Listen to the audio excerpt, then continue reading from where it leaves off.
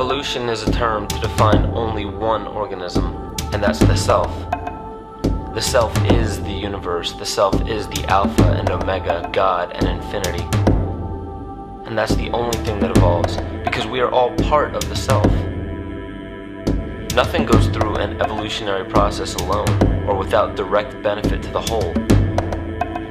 So when you begin to think that there's this controlling elite, this controlling hand behind the curtains leading the planet to destruction, when you think the end is near, the apocalypse, Armageddon, and when you think we as a species are doomed, it is not they, it is you that brought this about. And for a very good reason. You are evolving. Stop blaming everybody and everything else. Quit panicking about global tyranny and natural disaster and pay attention. Because the world is telling you something, is telling you exactly what is wrong with you and how to fix it.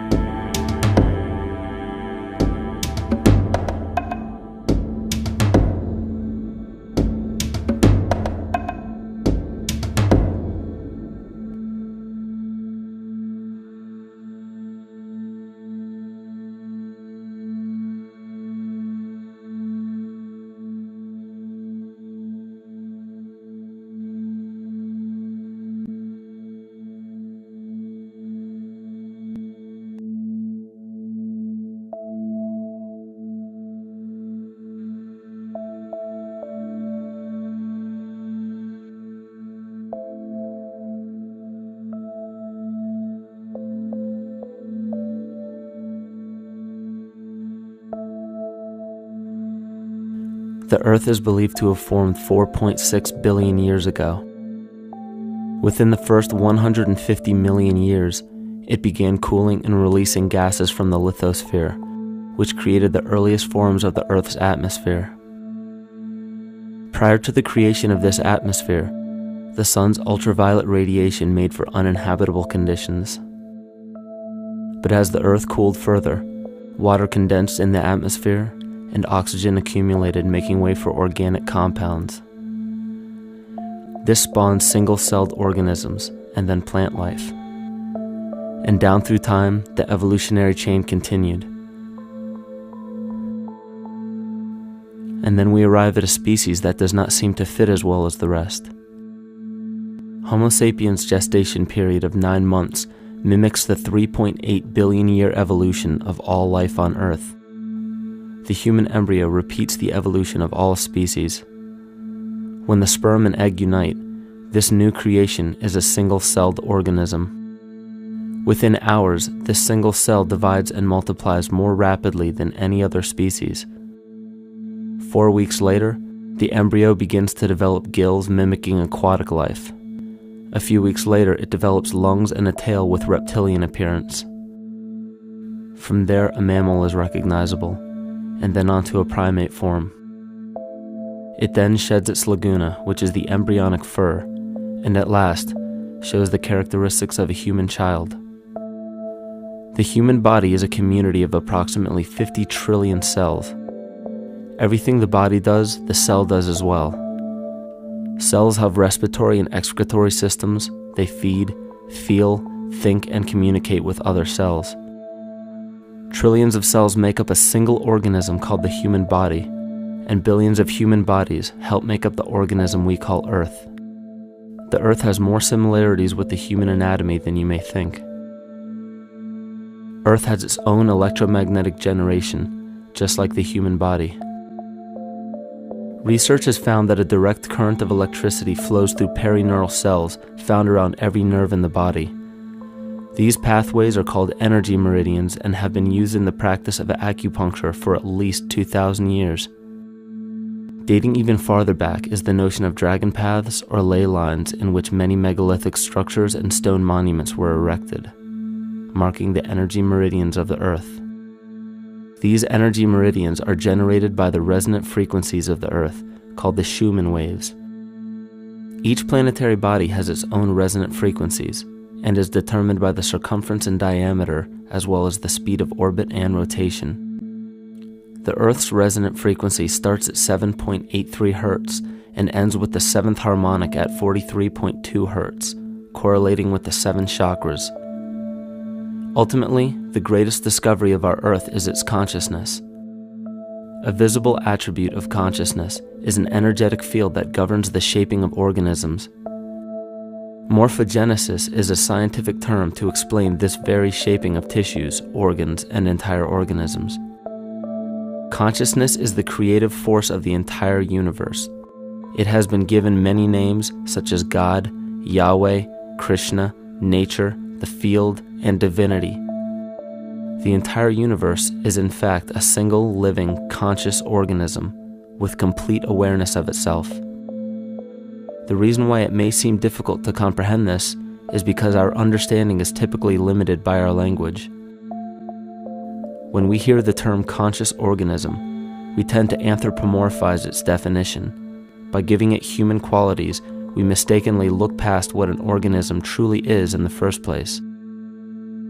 The definition of an organism is any living thing capable of response to stimuli, reproduction, growth and development, and maintenance of homeostasis as a stable whole. Our universe does all of these things. The consciousness of our universe is responsible for the form and purpose that all matter assumes. The Earth's resonant frequencies are a result of its form. These frequencies are responsible for biological rhythms, such as menstrual and circadian cycles, as well as behavioral and emotional patterns. The frequencies are then picked up by the flora and fauna, which are biological instruments that respond to the wave patterns. The wave patterns resonate in the cranial structure of our head and converge in the center of our brain, which is where we find the pineal gland. The pineal gland is believed in many cultures to be the spiritual third eye responsible for intuition. Descartes called it the seat of the soul where mind and body meet. Each individual cell in our body receives an electromagnetic impulse from our central nervous system. They receive the very same impulse that was disseminated to every biological instrument from the Earth. An explanation of our conscious universe has been attempted by religion, science, and philosophy. The neglect of biological nature from any organism causes illness. A divorce from nature, exile from Eden, confounding of tongues, they are all symptoms not of a biblical God or deity, but the true self. The greatest and only threat to ourselves is a loss of self, the death of our divinity. As we barrel through history with oceans of information, yet barely a drop of wisdom, we have to understand how we lost ourself.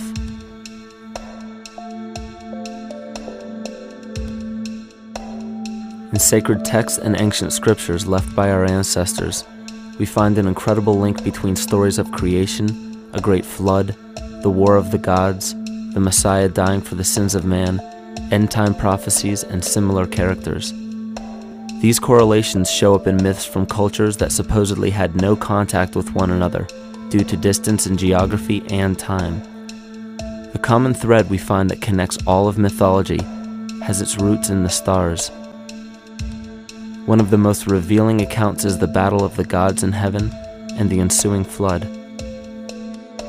In the Bible, Lucifer rivaled the Lord and was defeated and cast down to earth.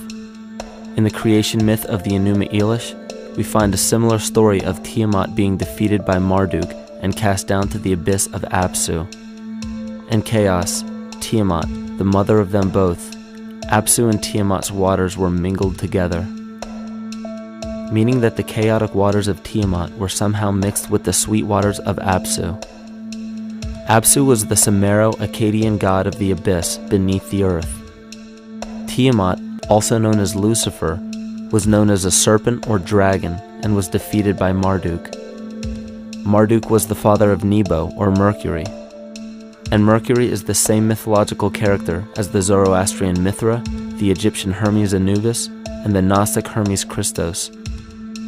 The most recent version of Mercury, however, is the archangel Michael in the Bible, who defeated Lucifer and sent him to the abyss of the earth, or hell. This story is steeped in astrological significance in the Bible and in many other ancient scriptures. This leads to an event in history that is recorded by many researchers regarding the cosmic upheaval and historic deluge.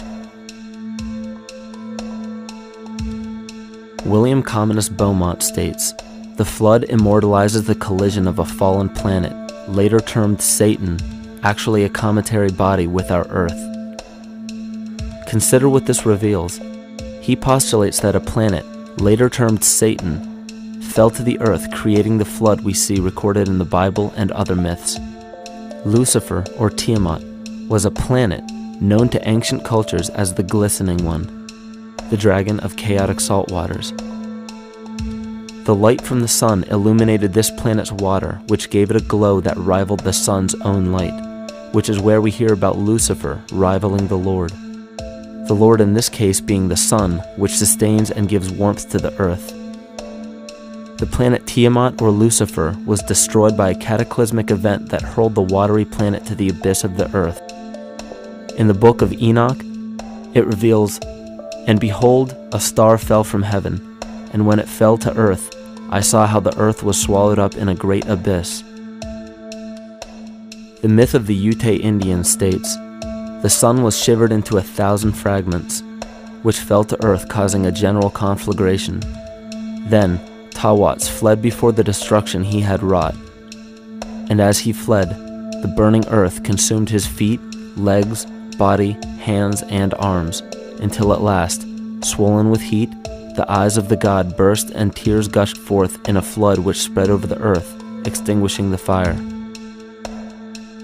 This myth resembles the translation of the Enuma Elish by Stephanie Daly in her book Myth from Mesopotamia, which explains that Tiamat's eyes became the source of the Tigris and Euphrates rivers. As written in the book of Revelations, "And there was a war in heaven.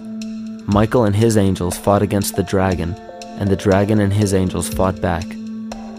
The great dragon was hurled down, that ancient serpent called the devil, or Satan, who leads the whole world astray. He was hurled to the earth." The Roman mythology of Ovid gives the story of Phaeton, which happens to be another name given to the watery planet Lucifer, or Tiamat. This story reveals that Phaeton was a child of the sun and wished to become the sun for a day. Phaeton attempted this feat, and eventually Jove, who is also known as Marduk, destroyed Phaeton, sending him crashing to the earth in flames and put out by a tremendous flood of water from a river unseen before. The common theme we notice here is that of a saltwater planet, the great dragon, Lucifer, Tiamat, or Phaeton, was defeated and fell to the earth, and now dwells in the abyss known as hell, giving us the outline of the story of Lucifer rising up against the Lord and being defeated and banished to rule the underworld. As we know, however, an outline is but a shell of a story. The inner meaning, the spirit of the myth, comes with a deeper understanding of the essence of each planet, not just the physical planet, but the conscious core, because we know now that the proportions and velocity of a planet gives them their own characteristic frequencies, which govern biological and behavioral patterns. These planets reflect the archetypal psychology of man. In ancient times, probably the most important field of research was the study of the heavens. Galactic bodies and their movement through the sky were known to be symbolic of the inner faculties within human consciousness. Within all organisms, outdated science has only explained the physical world measured by our five senses. Only in esoteric religions, mysticism, and quantum fields of science are we to find any attempt at explaining where thoughts and emotions fit into the sense-perceptible world. We also understand now that humanity is a community of cells within the organism of the Earth. The Earth, therefore, is a higher organism that shapes our form and function. This higher organism and all other planetary bodies are governed by consciousness, just as we individual humans are. Therefore, the Newtonian belief that galactic bodies are nothing more than lifeless forms floating in space is tantamount to claiming that we humans are nothing more than a composite of elements in motion. We know that this is untrue because we feel, we think, and furthermore we see the result of our consciousness creating what we call life. Plato wrote, "This world is indeed a living being, endowed with a soul and intelligence, a single visible living entity containing all other living entities, which by their nature are all related." Furthermore, the cosmos is a single living creature which contains all living creatures within it. And in an article out of the Sufi journal, the author writes, "The world is a living spiritual being." This was understood by the ancient philosophers and the alchemists who referred to the spiritual essence of the world as the anima mundi, the soul of the world. In scriptures, we hear of the claim that angels guide the inner soulful actions of people, or that the gods wield influence over man. Most ancient spiritual and scientific teachings held the belief that the hierarchies of the gods, angels, archangels, archai, all the way down to the cherubim and the seraphim, are the hierarchies within the human psyche.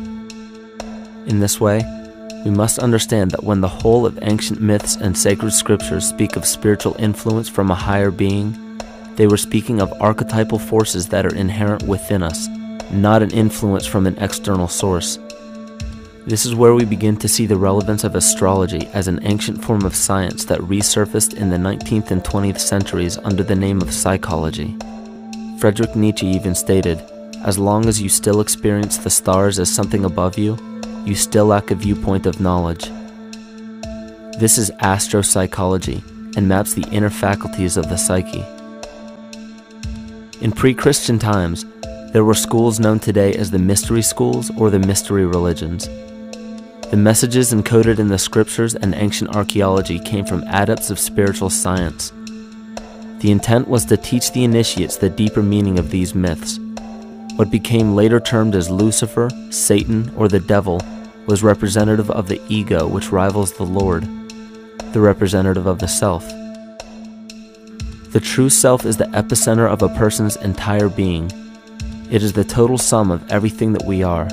The false ego, on the other hand, is the idea and concept we create about ourselves in the course of our lives, which typically excludes any qualities we don't wish to accept about ourselves. However, humanity has been endowed with the freedom to choose either to obey the true self or to give in to the temptation of the vanity and materialism of the false ego. This is the most notable trait that separates man from animal: our freedom of choice, the choice to follow our concepts and ideals or our natural impulses, the choice to sustain nature or to destroy it. This freedom of choice weighs on the fate of the entire organism that we call humanity. Cancer begins with a group of cells within a community that fail to communicate with the conscious signal of the organism. Those cells begin to grow out of control and spread to other areas of the organism. This very disease is evident in our world today. The cancer upon our earth is the domination of our false ego and our divorce from nature.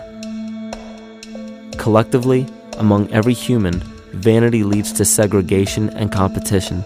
Competition leads to fear and greed. Greed leads to deceit and immorality.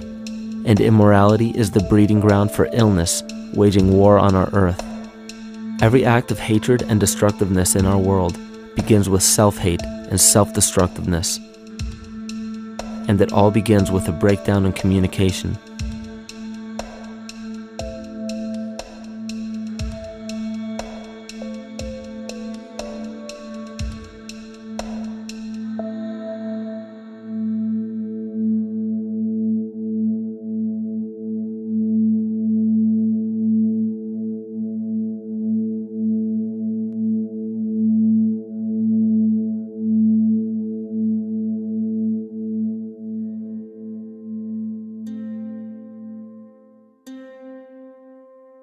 In nature, all that we perceive with our five senses is a result of two fundamental principles. Everything in existence is made of a relationship between vibration and matter. Vibration is a masculine creative force countered by matter, which is a feminine receptive force. Thus begins the principle of duality. We see this duality in ancient myths and philosophies, yet only those philosophies and scriptures that were perverted and raped of the original meaning gave the impression that one polarity was good while the other was evil. The original sages, adepts, and shamans taught that both are necessary, and one would not exist without the other. These two important principles come together to form all things in the universe. This is KYMATICA. Even language, logos, the communication of any and all things in nature, depends upon this principle. Pete Peterson, in his works Cymatics, the Science of the Future, stated that nature shows examples of KYMATICA in everything. This phenomena is found to be one of the prime forces that moves biological evolution along its path. Dan Winter reproduced an experiment to prove that the ancient languages of Hebrew and Sanskrit, when spoken, create a vibratory frequency that moved matter into sacred geometrical patterns. Upon further investigation, Hebrew, Sanskrit, Aramaic, Arabic, and other elder dialects have older roots in a parent language of Gaelic and quite possibly an even earlier origin. In Swami Murugesu's The Science of Mantra, he claimed that when a person chanted specific words in Sanskrit while filming a burning candle, the intensity as well as the color of the flame would change due to the frequency that the word would emit. This same science has been shown to lower and raise blood pressure. And in his own words, certain sounds can affect their circulation and nervous system. Whatever change such vibrations cause extends to the mind of a person and also to the surrounding atmosphere, causing warmth or coolness. All this can be known by study and shown by practice. This rediscovered knowledge of the science of sound shows that sound is something more than mere vibratory signals. Not only does sound interact with life, but it sustains and develops it. It acts as a conduit of conscious intent between people, societies, and entire civilizations. Yet the psychic illness we endure due to the domination of our false ego is reflected in the collective. Our psychological schism has shut us off from communicating correctly with our inner self, which is exactly how cancer cells within the body operate. In the collective, we have created a language barrier between humanity and the rest of nature, acting as a global cancer. Recorded in history, the efficacy of the ancient languages has been severely uprooted. The alphanumeric translation from Hebrew to English shows a complete reversal of the two languages, giving the cymatic effect unnatural results. Dr. Leonard Horowitz stated in his work on DNA, 1/3 of the sensory motor cortex of the brain is devoted to the tongue, oral cavity, the lips, and speech. In other words, oral frequency emissions spoken or sung exert powerful control over life, vibrating genes that influence total well-being and even evolution of the species. A degradation of language in this case is shown to affect biology. If something as basic and important as language can be degraded and devalued to such a degree, yet never questioned, what else might we be missing? Think of an aspect of your life that dictates the limits of your freedom. Government and law enforcement, insurance and pharmaceutical companies, taxes, building permits, driver's licenses, and more. There are hundreds if not thousands of stipulations, regulations, and boundaries on our freedom. And out of the ones that were just mentioned, how many have you researched to find out whether they apply to you or not? Let's look at the forms of law that we currently acquiesce to.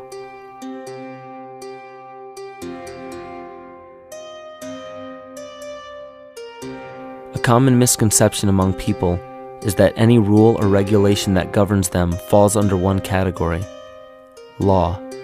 But there are many other forms of law that people abide by without realizing that they simply do not apply to them. Another misconception is that a nation's constitution gives us our rights. A constitution does nothing more than list the rights that we already have. We are born with inalienable rights, endowed to us by our Creator. They are not given to us, and they cannot be given away. The most a person can do with a right is choose whether to exercise it or not. Maritime admiralty law is what's known as the law of the water. It is superseded by civil law and only applies to those who willingly contract themselves into it. The definition of admiralty law is a body of private international law governing the relationships between private entities which operate vessels on the oceans. Let's look at how and why a form of law that is fashioned to govern corporations, businesses, and vessels has imposed its rule over natural human beings. This is all done through a form of word magic. A simple perversion of language has made it possible to convince people around the world that these alternative laws apply to them. One of the predominant beliefs in modern culture is that licenses, permits, registrations, and other forms of documentation are required to operate motor vehicles, use public roads, build structures and establishments, engage in free enterprise, and much more. Sadly, these beliefs are based on little to no investigation whatsoever, and are false. This belief structure is perpetuated by maritime admiralty law. This form of law was originally created to govern ships docking in foreign nations for the import or export of products and resources. It deals with banking and merchant affairs, not civil affairs. When a product is taken off of a ship and brought into a foreign land, that nation takes custody of the resource and accounts for it with a certificate. That certificate marks the birth date of that product in the custody of the respective nation. Think of why it is supposedly required to have a certificate of live birth in the first place. The Barron's Dictionary of Banking Terms defines a certificate as a paper establishing an ownership claim. So right there, we notice that everyone with a birth certificate is defined as being owned. People are used as collateral with other nations because the U.S. is bankrupt. The United States declared bankruptcy on March 9th of 1933. At this point, the U.S. began taking out loans from a private, non-government affiliated corporation called the Federal Reserve. With no money to pay back the loans, the United States began using the citizens as collateral. All birth and marriage certificates are literally warehouse receipts.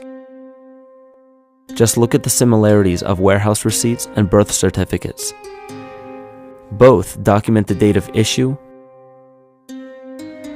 a serial number, registration number or receipt number, a description of the product, and an authorized informant to notify the appropriate government agency. With all of this information being readily available, the majority of people are unaware of their involvement with maritime admiralty law. This is possible through the manipulation of language. This admiralty law changed the meaning of the word person from a natural living person to a corporation.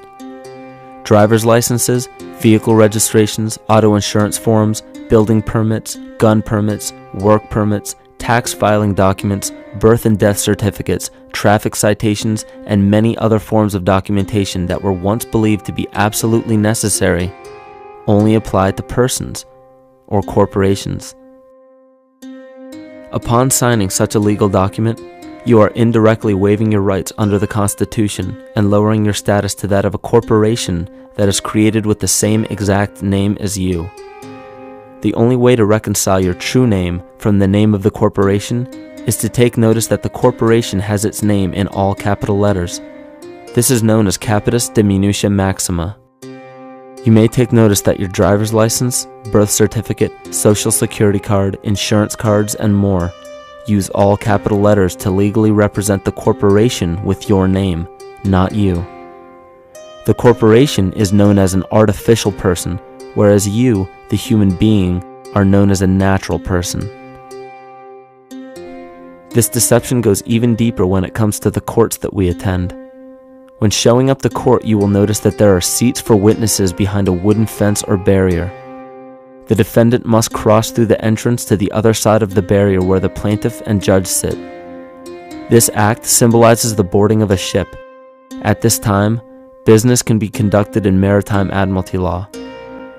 The judge, acting as captain or banker, is responsible for settling the balance between the two sides. This is why there is always a monetary value involved in any court case. The captain is simply dealing with banking and merchant disputes. Once the balance is paid, the case is closed. To turn the court case away from admiralty law where your rights are not protected, you must avoid agreeing to represent the artificial person. This is done by stating that you are the natural person.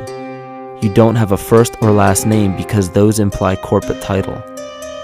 In a court case, you may state that the court takes judicial notice of your honor's oath of office. Every judge must take an oath of office to practice law, yet you must make it clear to the court and the jury that the judge is acting as judge and not banker. Remember that you are a natural human being of the earth.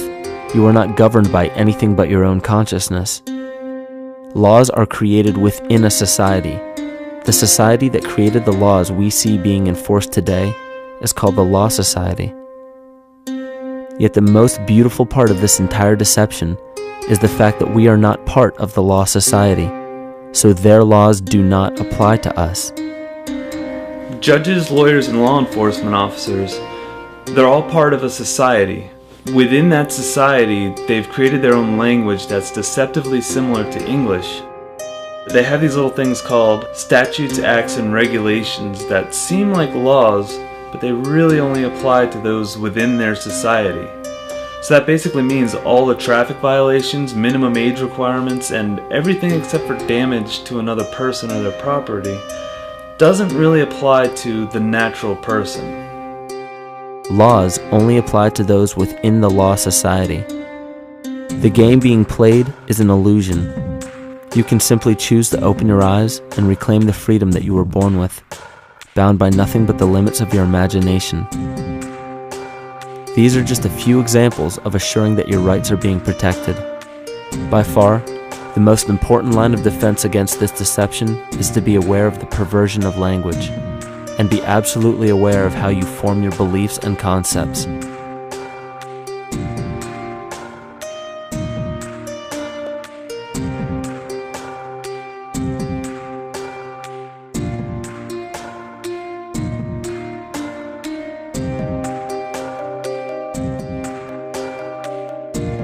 In all forms of the perversion of language, there is a mirror reflection of this in the microcosm of the psyche.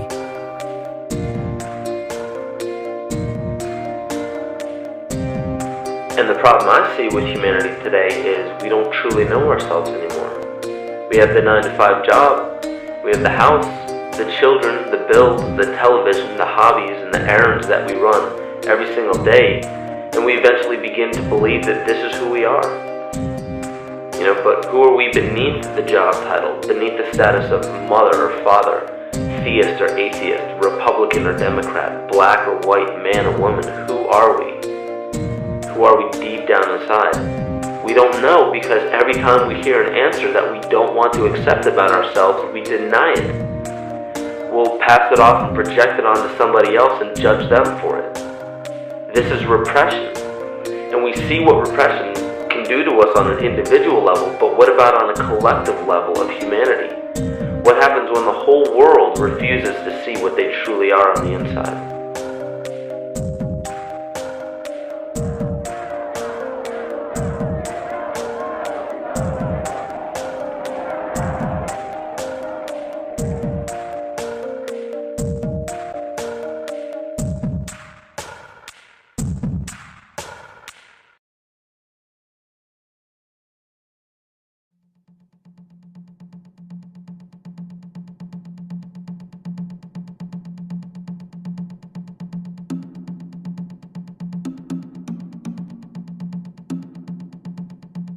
Carl Jung discovered that there is a collective unconscious connected to all humans, meaning that the whole of humanity shares a single mind with one another. This is evident in the world through accounts of shared mythology and symbols, the study of morphic fields, and with the science of kinesiology. This collectivity is a global example of the unconscious mind of the human body, in which trillions of cells share a similar signal. This parasite, called our false ego, requires a continuous flow of sustenance to survive. Food, fuel, and any other form of sustenance is energy. Human consciousness is an electromagnetic field of energy. When this potential energy is utilized, it then releases kinetic energy, which is used to perpetuate the false ego. This scenario occurs in the smallest parasitic organisms, all the way to a collective organism called humanity. A parasite will release chemicals that cause the host to crave the sustenance that the parasite needs to survive. As long as the host is unaware, it will keep feeding the parasite and starving itself. In a similar way, Wilhelm Reich stated that whole societies suffer from a psychosis caused by starving our organic biological impulses. He states that sexual suppression supports the power of the church, which has sunk very deep roots into the exploited masses by means of sexual anxiety and guilt. It engenders timidity towards authority and binds children to their parents. This results in adult subservience to state authority and to capitalistic exploitation. It paralyzes the intellectual critical powers of the oppressed masses because it consumes the greater part of biological energy. Finally, it paralyzes the resolute development of creative forces and renders impossible the achievement of all aspirations for human freedom. In this way, the prevailing economic system, in which single individuals can easily rule entire masses, becomes rooted in the psychic structures of the oppressed themselves.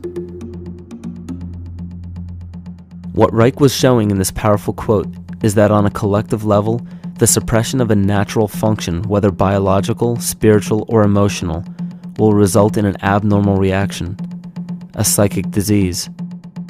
This illness or disease is reflected into the masses through a collective unconscious and acts as an epidemic. Humanity is plagued with an incapacity for freedom, meaning that people en masse lack the ability to govern themselves on a psychic level, and this manifests in the macrocosm as government and organized religious powers, thus opening the throne, our national and individual throne, to anyone and anything.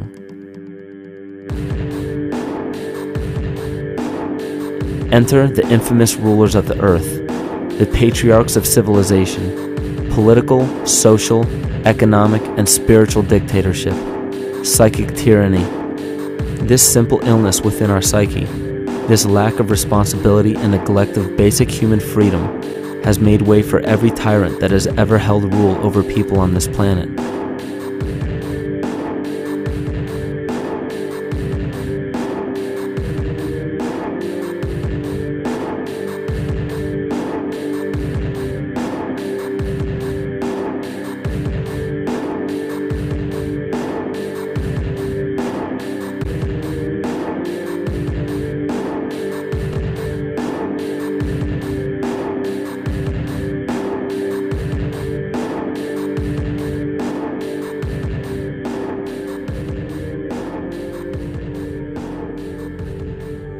But these oppressive tyrants that are demonized by the masses are no different than us.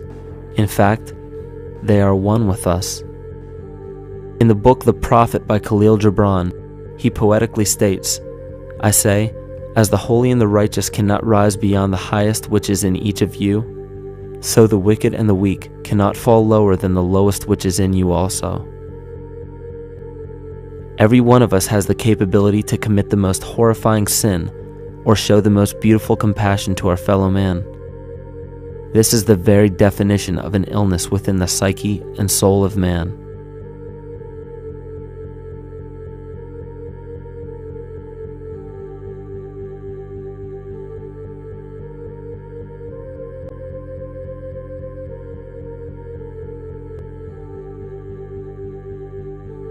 Think of any position of power that you believe to be above you. Royal families, government leaders, the United Nations, financial organizations, corporate monopolies, and media juggernauts. These are all facets of our false ego. They are the physical advent of our own sickness. They require our conscious participation, our conscious energy to survive. Because without our cooperation, without supplying them with the sustenance of complicity, they starve. Their very nature depends on our desire to be ruled, and a typical symptom of the illness among humanity today is our continuous denial of our illness. Repression. We consistently repress those qualities we choose not to accept about ourselves. This is why it is so difficult to see the false ego and its multiple manifestations for what they truly are.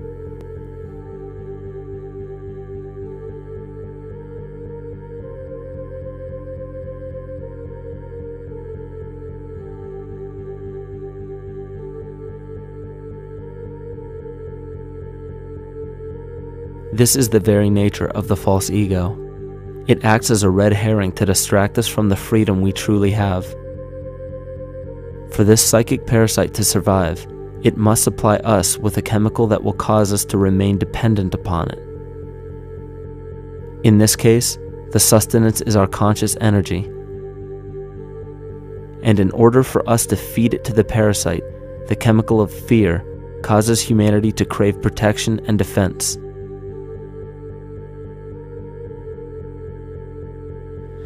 The functions of the body to survive can be broken down to two basic functions for any organism to survive.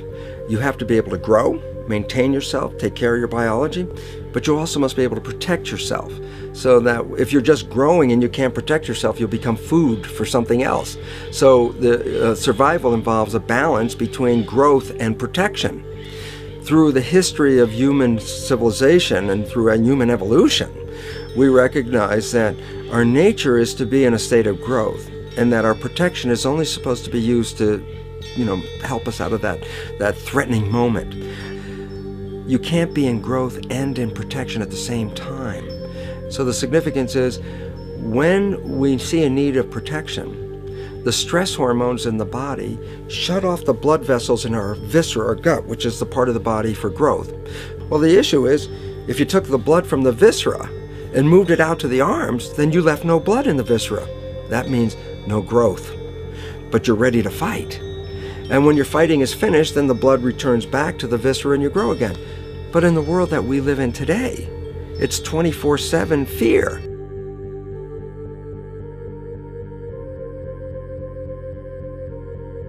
So we have a continuous dripping of that stress hormone into the body. It's just dripping all the time, getting us ready to run or fight or flight at any moment at the drop of a hat. We're ready to go because we're on guard. Well, the problem is, what does that mean about your allocation of energy? And it says, we're spending most of our energy in protection. You cannot survive if you're in protection all the time.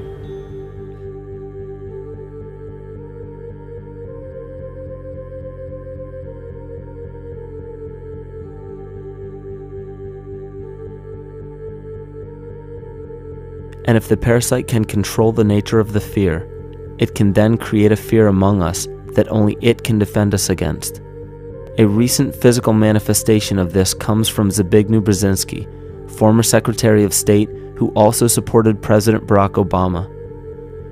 In his book, The Grand Chessboard, he states, as America becomes an increasingly multicultural society, it may find it more difficult to fashion a consensus of foreign policy issues, except in the circumstance of a truly massive and widely perceived direct external threat. Even the Reichsfuhrer of the Nazi Party, Hermann Göring, sums up this game of supply and demand perfectly when he stated, "The people can always be brought to the bidding of the leaders." That is easy. All you have to do is tell them they are being attacked and denounce the peacemakers for lack of patriotism and exposing the country to danger. It works the same in any country. It also works the same in every individual psyche. Just remember that the false ego has only one desire: to become greater and more powerful than the true self. This illness causes us to believe that we are separate from nature. This is why we see such a rise in the dependency of technology. This is why we see such little stewardship for the earth and the environment. And this is why we see bigotry, racism, sexism, and every other form of discrimination possible that leads to crime, violence, wars, and eventually, the global destruction of the organism. This endless state of fear, confusion, and segregation our world seems to live in is a symptom of the false ego creating a false threat.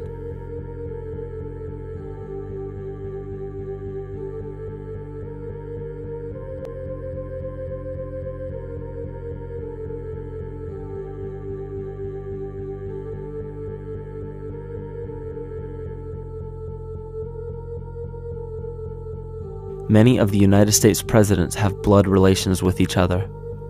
The Bush lineage has blood ties to a great number of former presidents.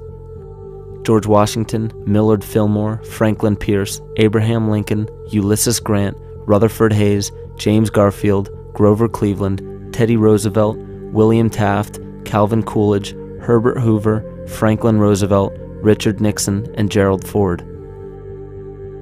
Michael Tsarion points out in his work that Bush is closely related to every European monarch on and off the throne, and has kinship with every member of Britain's royal family. Bush's family tree can be documented as far back as the early 15th century.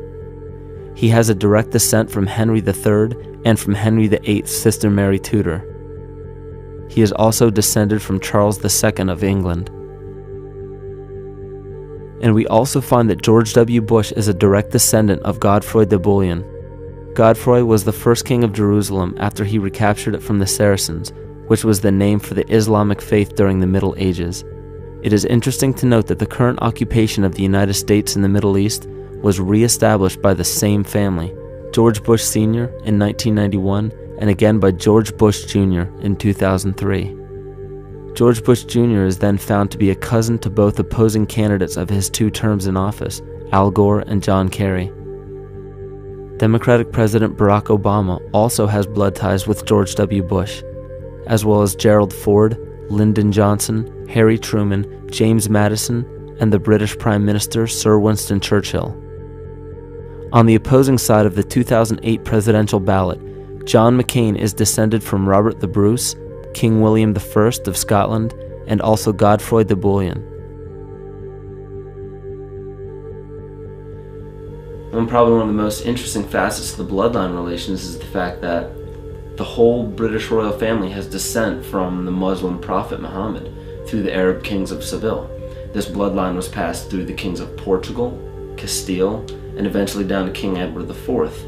This is a very, very different story from what you hear the media pumping out every day, being this idea of lineal superiority.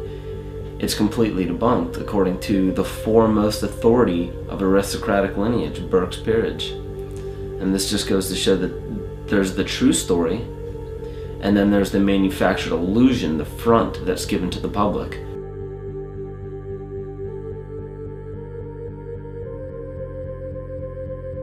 These blood ties go on and are documented thoroughly through literature such as Burke's Peerage and other comparable books. The point of all of this is that we find not just the same people, but the same intent within the people who have held high positions of monarchy, dynasty, aristocracy, and democracy in the past and present, and they are all related by a physical and symbolic link. This bloodline carries the symbol of our illness.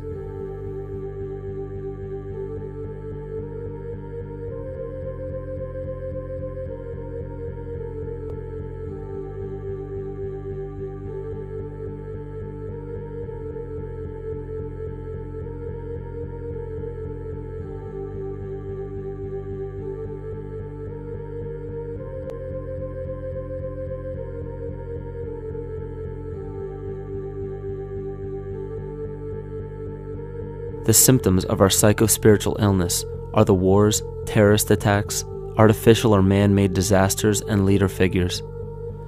As long as the people remain oblivious to their inner drives and inner nature, they will always fail to recognize why these events take place and why these figures rise to such powerful positions. The reason why we have failed for thousands of years to conquer these archetypal rulers permanently is because for thousands of years we have been fighting the symptoms of an illness and not the root cause. For every corrupt government that falls at the hands of a revolutionary, oppressed people, 2 more will rise in its place every time, because the root cause of a corrupt government does not exist in the individual leading that government. It exists within the psyche of every individual, because an unaware host to a deadly parasite will do anything to avoid accepting his own incapacity for freedom.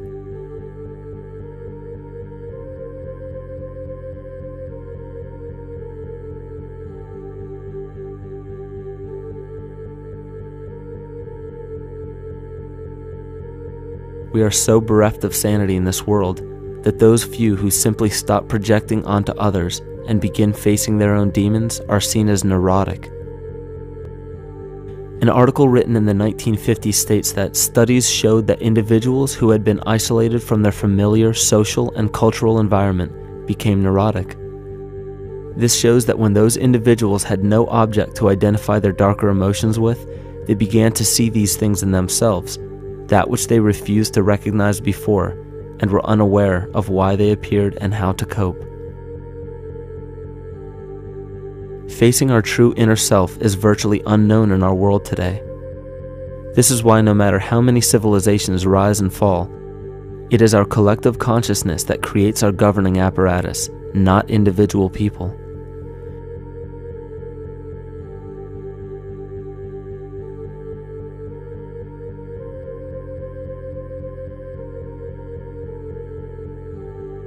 And after countless attempts, you would imagine that people would realize that a physical retaliation may not be the solution. Yet here we are, thousands of years later, with technology that can clone DNA, vehicles that can break the sound barrier and probe the depths of space, and science that can overcome almost any sickness. Yet we still fail to take notice to the importance of thoughts and consciousness. This is the very definition of insanity. And every single one of us is responsible for this psychic epidemic because we're killing the messenger and paying no attention to the message.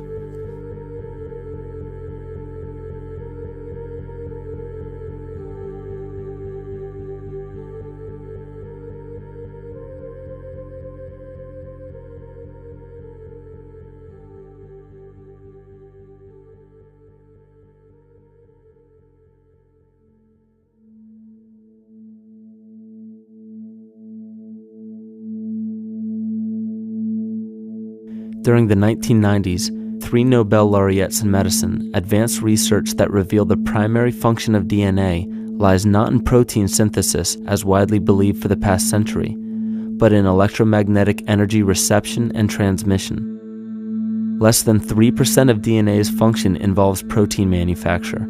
More than 90% functions in the realm of bioacoustic and bioelectric signaling. So why is it important to know that DNA functions in bioelectric signaling?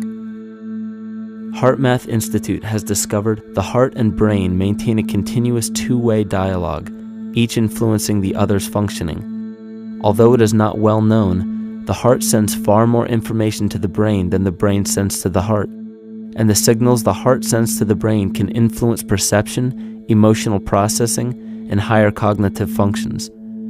The heart also generates the strongest rhythmic electromagnetic field in the body, and this actually can be measured in the brainwaves of people around us.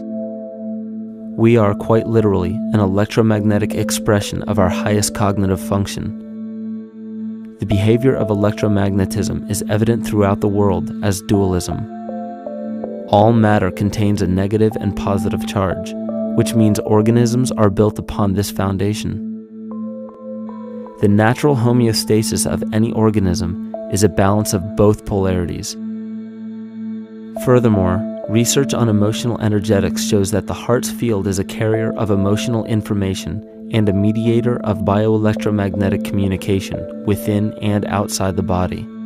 Research shows our heart's field changes distinctly as we experience different emotions. It is registered in people's brains around us and apparently is capable of affecting cells, water, and DNA studied in vitro. Fear. The chemical supplied by a collective parasite creates a distinct bioelectric signal given off by the host. This signal is disseminated to the organisms within our community and will grow outward through the entire organism unless it is counterbalanced by an opposing force. Dr. Fritz Alan Popp discovered that the cells in our body communicate through biophotons, which are tiny particles of light that are single units of an electromagnetic field. This communication system within our body also exists between people in what's known as morphic resonance.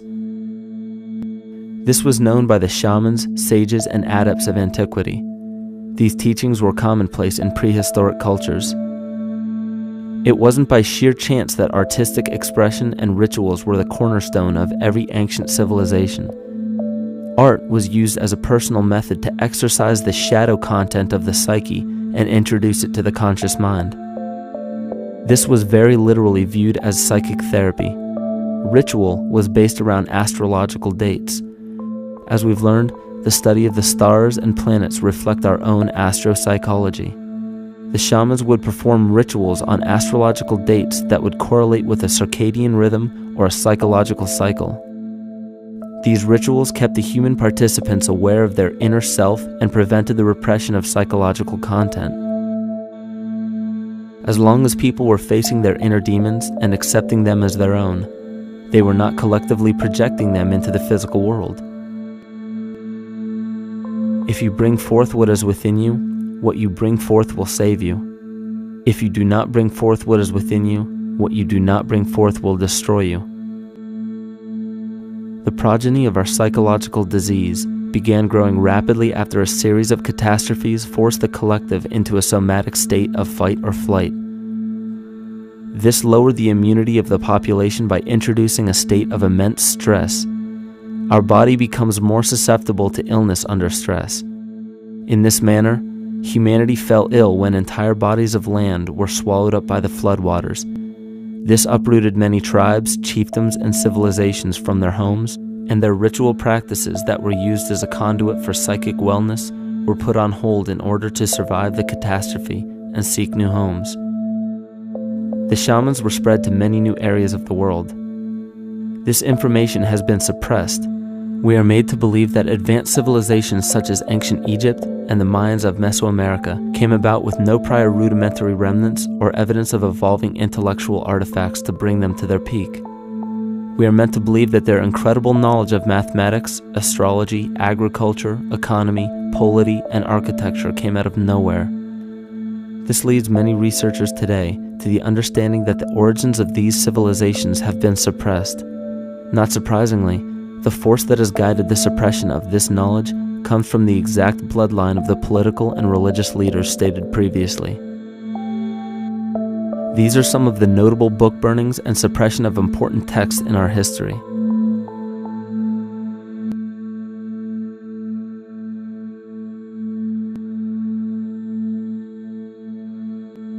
Yet after all of this suppression, there are still remnants of the dispersion of elder civilizations in nearly every country. There is tremendous evidence of ancient cultures visiting North America long before the conventional belief of European colonization. Barry Fell states in his book America BC, there are ancient inscriptions now being reported from nearly all parts of the United States, Canada, and Latin America, written in various European and Mediterranean languages in alphabets that date from 2,500 years ago. William Commonus Beaumont wrote, "The Toltec and Maya civilizations never originated on American soil, but appeared there full-blown, with a well-defined art and system of hieroglyphic writing which possesses affinities with Egyptian. It is found that there are thousands of prehistoric sites across New England and several other northern states showing inscriptions, carvings, and mounds created by Druidic mariners as far back as 800 BC. To suppress this information further, it was not only imperative for the bloodline to burn the documented texts containing true historical information, but to wipe out the cultures that derived from these ancient shamans. The most devastating genocide ever endured was and still is the annihilation of shamanic tribes. We've lost our traditional roots and don't know about ritual. The dragon dances and the ghost dances of the Native American Indians, what do you think that was all about? All the shamans of the world, when they do their rituals, they're doing that. Their work, harmonically through dances, is to strengthen the immune system of the earth. But they've been all murdered.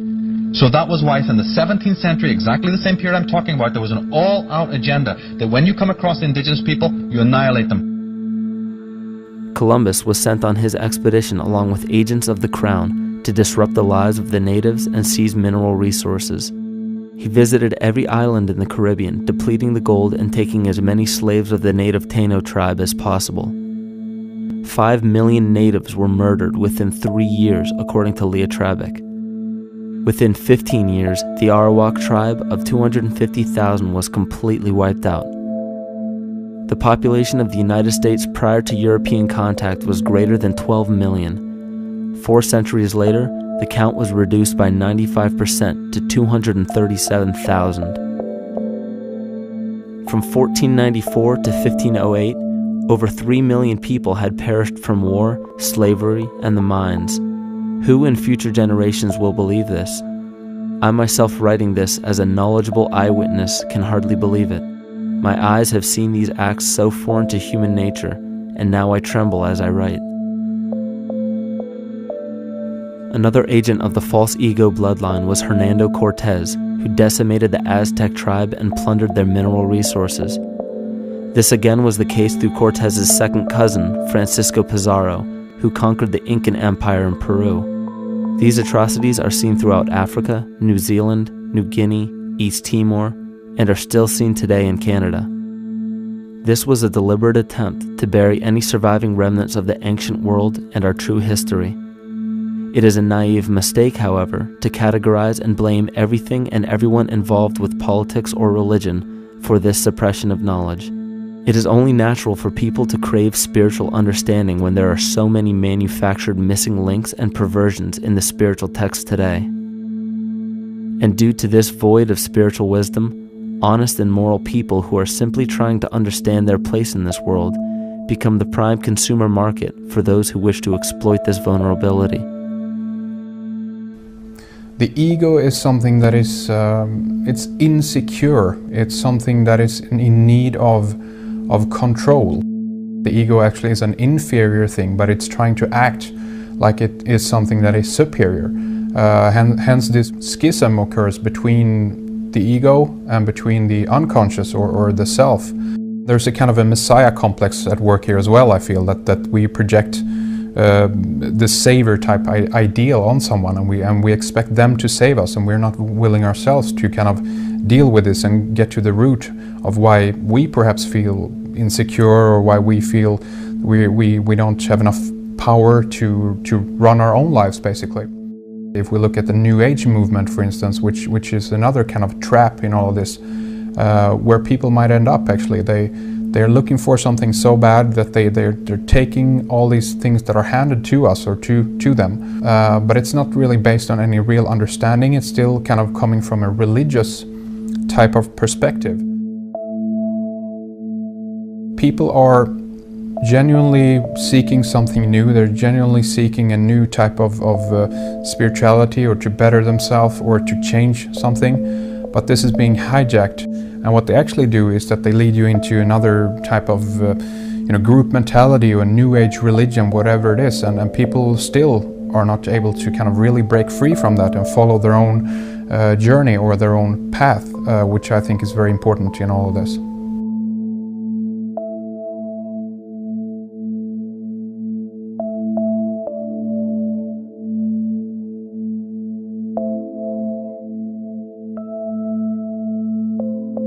In the pre-Christian era, there were several cults of incredible power, most notably the stellar, solar, Saturnian, lunar, and mushroom cults.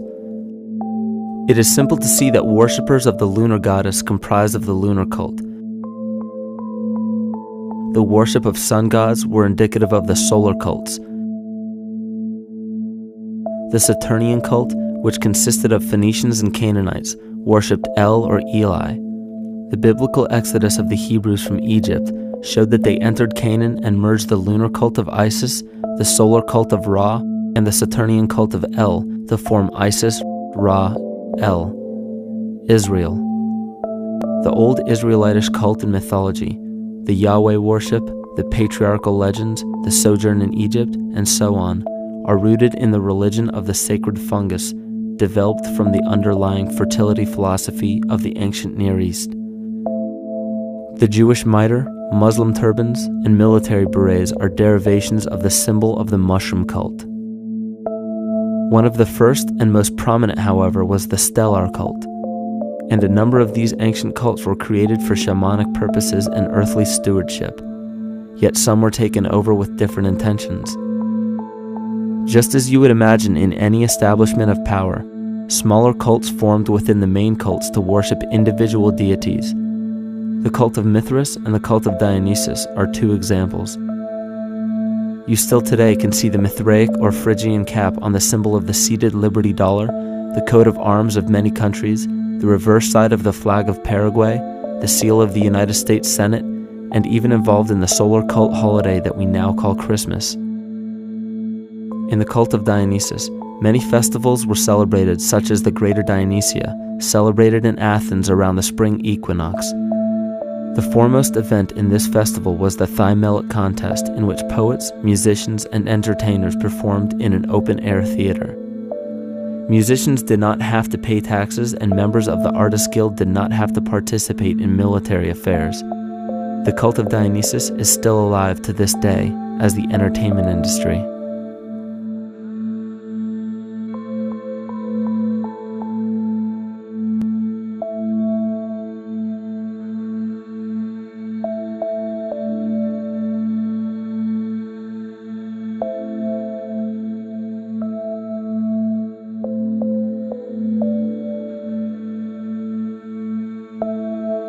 These cults still exist in many important positions of power throughout the entire civilized world. Yet the most important function of these groups is to manufacture the consent and complicity of the people. The conscious mind is the creative mind. It's the one that has your personal identity into it. It does the real thinking. And then there's a subconscious mind. Well, there's no entity in it. The subconscious mind is the equivalent of a tape player. It records behaviors, and then at the push of a button plays a behavior. It's automatic. It's a very convenient thing, because then we don't have to relearn all the time. Once you know it, you can make a pattern. The problem is that the basic patterns of belief and behavior that are programmed in the subconscious mind came from our teachers, primarily our parents, our family, and our community. So most people don't even understand how easily we're influenced by our environment. Every person that we encounter, every single situation that we're faced with, every little word that's said on television may not seem too influential to our conscious minds, but your unconscious is designed specifically to let every environmental signal influence you without your awareness. So the question is, are we leading conscious or unconscious lives? And now neuroscience has told us in the unfolding of our lives, only 5% of our life is controlled by our conscious mind, and 95% of the time controlled by the subconscious with programs from other people that were installed in there. And the problem is, it means when those programs are playing, we don't see them. And the skeptics will sit there and say, consciousness, archetypes, astrology? No. We create things with our hands, not our minds. Archetypes aren't physical. They can't influence me. But when you think of the fact that we're only conscious of this small little fraction of our behavior, what we don't realize is that entire countries, entire civilizations that think they're free and independent, but are unconsciously too afraid to be free and independent, they will beg to be governed. And if they can't do it themselves, who do you think will consciously or unconsciously take that responsibility? It usually ends up being that strong, masculine, animus archetypal figure. When we think we're in danger, we're not looking for our mother to nurture us. We want our father to protect us.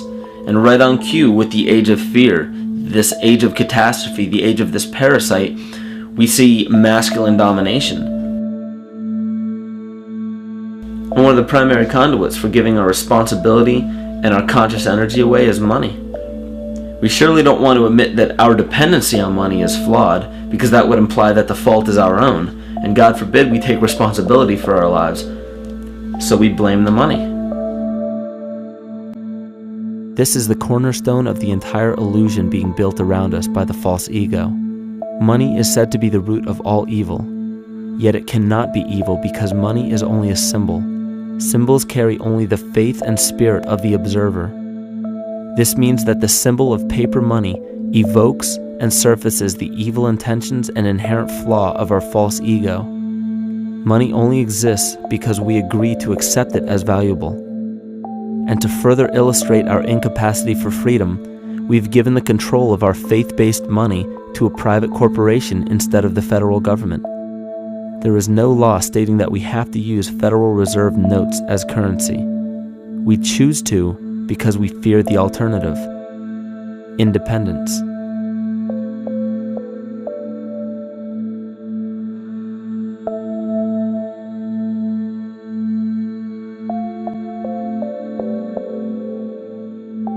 But it's not even really about money, it's about energy, because money is simply this material thing that allows billions of people to crave just one thing and put their energy into the same thing. It's not the plasma TV or the house or the lifestyle or the job or the significant other or the status that we're really after, because we know that we're empty. These people feel sadness and loneliness and void just like anybody else, and they either want to fill that void with materialism because they think that that'll make them feel better, or they want to sedate the void feeling with material possessions. So it all comes back to this feeling of having to put our dependency into an external source, something that we have absolutely no control over.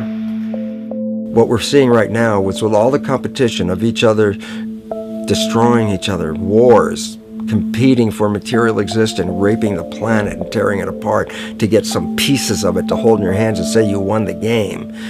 Every one of those moves is destructive, not just of the planet, but of human civilization, because human civilization will thrive with cooperation and will die with competition. And if you operate from these truths, then you end up with the extinction that lies before us.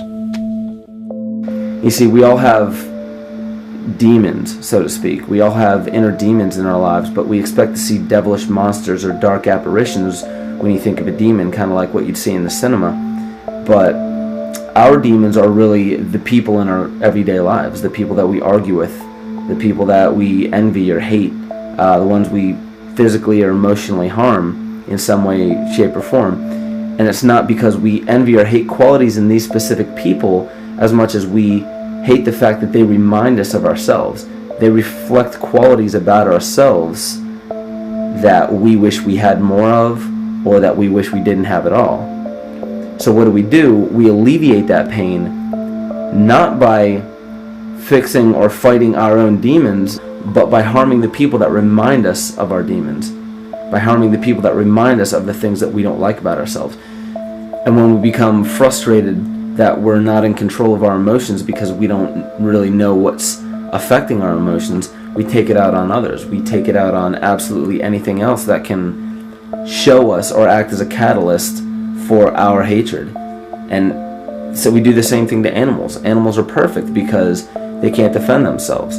It's a perfect catalyst for our inner aggression, our confusion, our hatred. Just take it out on something absolutely helpless. Just imagine how unconscious a person has to be of his or her actions to torture or mutilate or brutalize any living thing.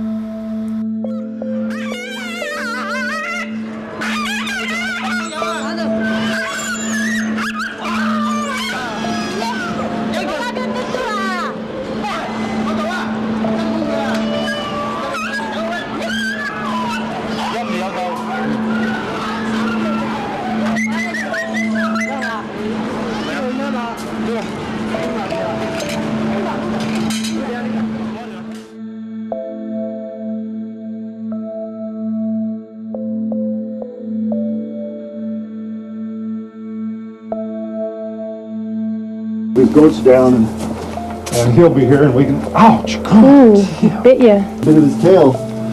Is it common with their kids maybe? He's a big guy. That's a real...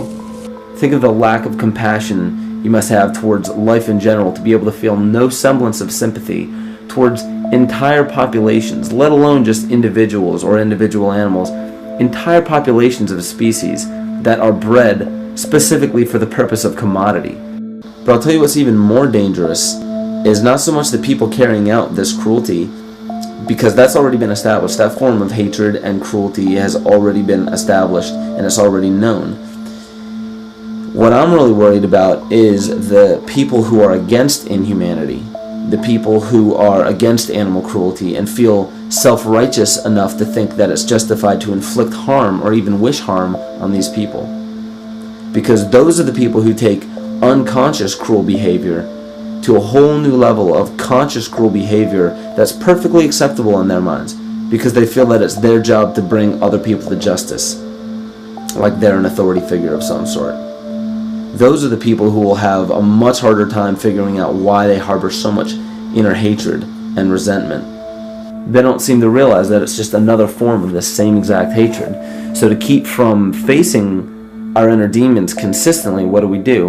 When we begin to realize, hey, wait a minute, maybe it's not alright to inflict harm on any other living thing, then the ego has to come up with a more esoteric form of cruelty to trick us into displaying the same form of self-hatred, the same indignant attitude, but just in another way and towards another group of people. But the emptiness will always find a way back in, and people will always start to feel restless again, no matter how many times they transfer blame to yet another person or yet another group. We need chaos in our lives. We crave destruction. We beg for catastrophe. Because if we don't have these things to act as a form of exorcism or a catalyst for us, we start to notice these things in ourselves, and that's what we don't want. You see, we can deal with wars.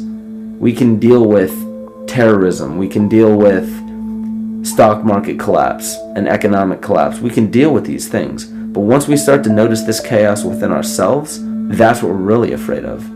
We'll take 1,000,000 September 11ths over one moment of true insight towards our self-hate.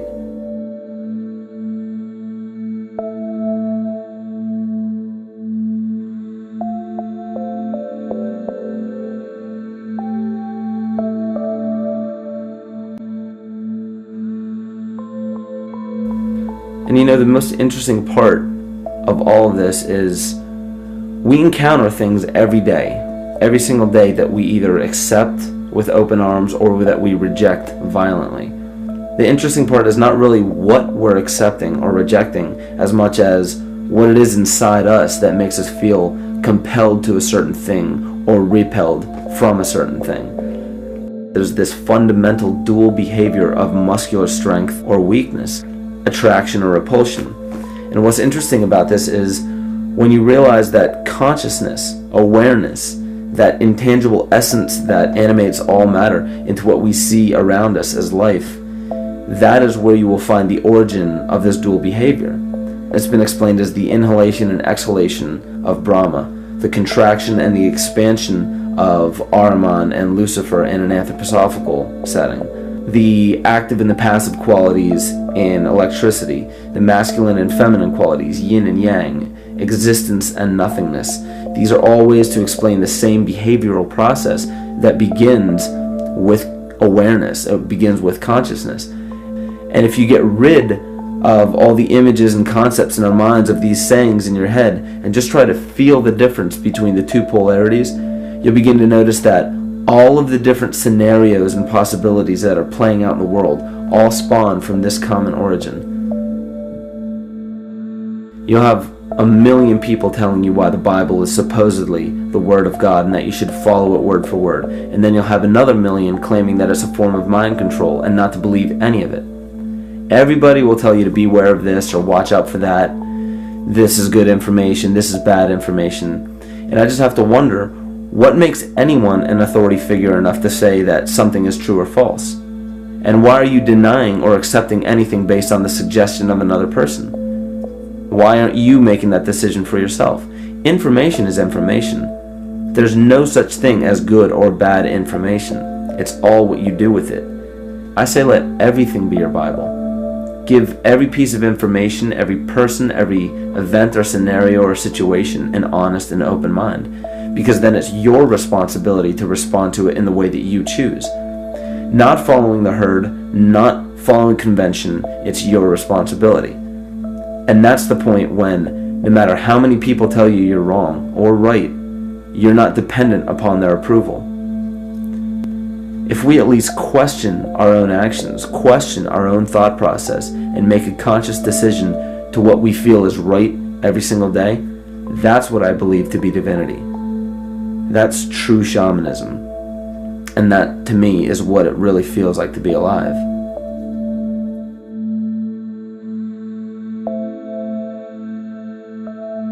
In this conscious, living universe, there are no laws of nature, just habits. There is nothing external to the universe to enforce a law upon it. The illusion of a fixed law of nature is only the result of there being no need for that habit to be broken. When habits need to be broken to ensure the survival of the organism, we see this event in nature and call it evolution.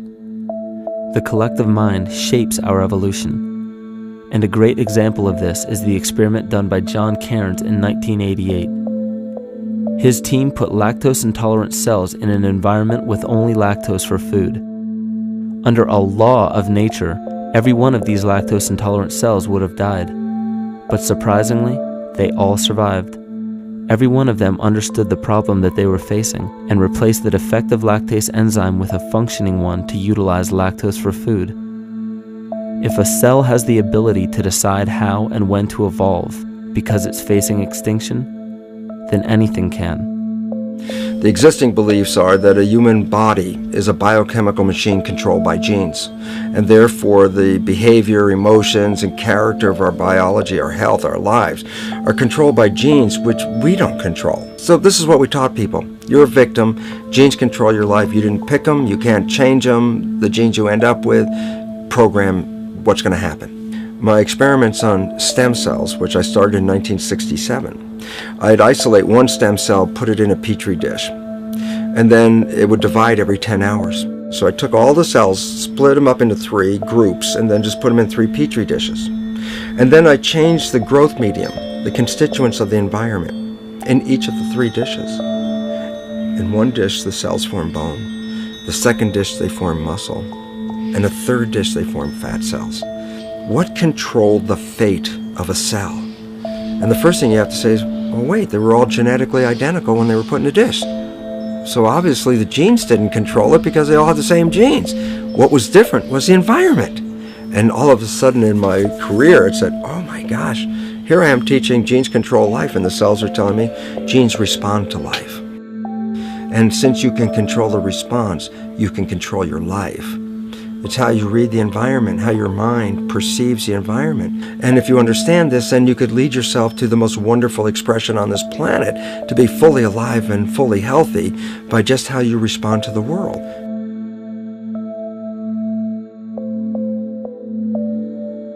In the face of financial collapse across the world, political and religious wars raging tirelessly, and an ever-growing feeling of being lost and void of meaning, there is a great amount of energy being pushed to the surface of the collective mind. Evolution does not come about gradually. It happens in spurts and fits, and comes about due to a tremendous need for the organism to survive. We are now at a point in history where we will choose. We will choose to become sovereign or remain dependent, to face our true self or continue fighting a ghost, to become well or allow this disease to grow, to live or to die. The choice is yours.